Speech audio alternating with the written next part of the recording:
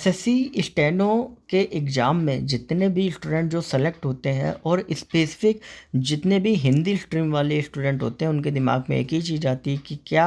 हमें जॉइनिंग के बाद इंग्लिश सीखनी पड़ेगी, इंग्लिश स्टेनो सीखनी पड़ेगी। क्योंकि कई बार कुछ डिपार्टमेंट ऐसे हैं जहाँ पर जॉइनिंग में आपका लिखा होता है कि आपको हिंदी इंग्लिश टाइपिंग या इंग्लिश स्टेनो भी सीखनी पड़ेगी। अब ये जो सवाल है ये लगभग हर दूसरे कैंडिडेट के मन में आता है और लगभग मेरे भी मन में ये सवाल आया था जब मैंने डिपार्टमेंट में ज्वाइन किया था,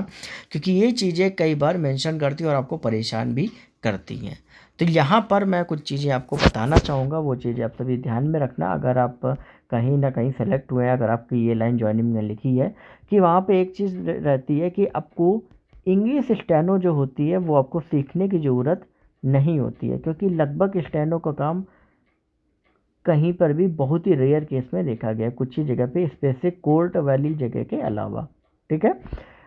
तो इंग्लिश स्टेनो का वहाँ पे नहीं रहता है, लेकिन हाँ इंग्लिश टाइपिंग का जो यूज है वो कहीं ना कहीं आपका देखा जाता है। हालांकि उसके लिए कोई ऐसा पैरामीटर नहीं होता है कि नहीं है कि आपको जो इंग्लिश टाइपिंग है उसका एक टेस्ट होगा या कुछ होगा। वो बस एक बेसिक वो होता है कि नहीं है कि आपको बेसिक टाइपिंग आती हो, भले 10 वर्ड पर मिनट 15 वर्ड पर मिनट हो, नॉर्मल इंग्लिश की टाइपिंग जो है वो आपकी आनी चाहिए। अब एमईए में जैसा मैंने सुना है,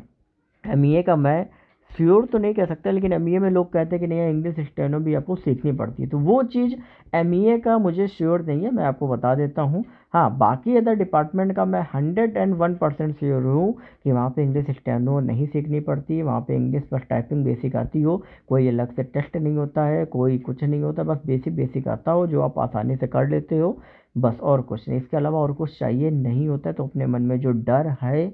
वो आप अभी निकाल दीजिए।